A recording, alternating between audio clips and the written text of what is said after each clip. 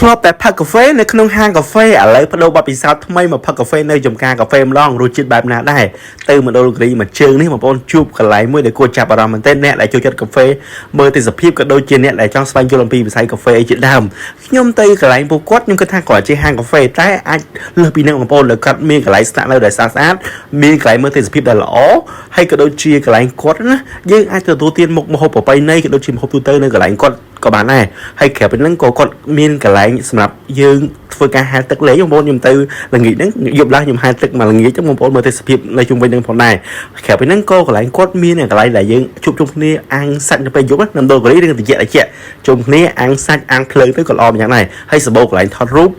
ក៏ដូចជាកន្លែងមួយចំនួនទៀតដែលបងប្អូនអាចអានសភៅបាននៅខាងមុខនៃហាងកាហ្វេរបស់គាត់ខ្ញុំឃើញមាន playground សម្រាប់កុមារលេងផងដែរបងប្អូនទាំងគ្នាអ្វីដែលចាប់អារម្មណ៍ខ្លាំងទៅលើកន្លែងមួយនេះគឺការរៀបចំរបស់គាត់មិនថានៅកន្លែងហាងកាហ្វេក៏ដូចជាកន្លែងស្នាក់នៅរបស់ភ្ញៀវភីដាកាហ្វេ farm គាត់រៀបចំជាសួនផ្កាសម្រាប់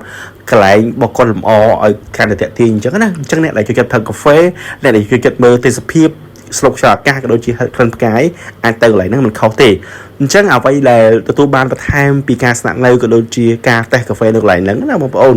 កន្លែងគាត់មានរឿងរ៉ាវមួយចំនួនដែលពាក់ព័ន្ធពីកាហ្វេដែលគាត់បានរៀបចំជាឯកសារក៏ដូចជាការបង្ហាញនៅក្នុងកន្លែងហ្នឹងទាំងមូលបងប្អូនទាំងគ្នាអញ្ចឹងអ្នកដែលចូលចិត្តផឹកកាហ្វេអ្នកដែលចង់ដឹងជ្រៅអំពីវិស័យកាហ្វេអាចទៅកន្លែងគាត់មិនខុសទេបងប្អូនទាំងគ្នាបញ្ជាក់ថាបងប្អូនកាហ្វេរបស់គាត់ណាកាលពីដើមឆ្នាំ2025បានទទួលស្គាល់ថ្នាក់អន្តរជាតិគុណភាពពីវិទ្យាស្ថានវិទ្យាល័យកាហ្វេអន្តរជាតិដែលហៅថា CQI ដែលទទួលស្គាល់ថាកាហ្វេរបស់គាត់គឺមានគុណភាពខ្ពស់បន្ទាប់មិនថា Arabica និង Robusta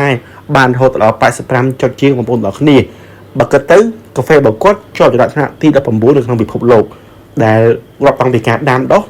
ការកែច្នៃការលីងនិងការឆុងឲ្យជាដើមអញ្ចឹងបងប្អូនទាំងគ្នាដែលចង់ទទួលបានបទពិសោធន៍ក្នុងការស្វែងយល់អំពីវិស័យកាហ្វេក៏ដូចជាទៅកន្លែងកាហ្វេមួយដែលជាសមិទ្ធផលការដាំដុះរៀបចំជាការកាហ្វេរបស់ខ្មែរយើងអាចទៅកន្លែងគាត់បានអញ្ចឹងអរគុណណាស់សម្រាប់ការទស្សនាវីដេអូនេះបាទ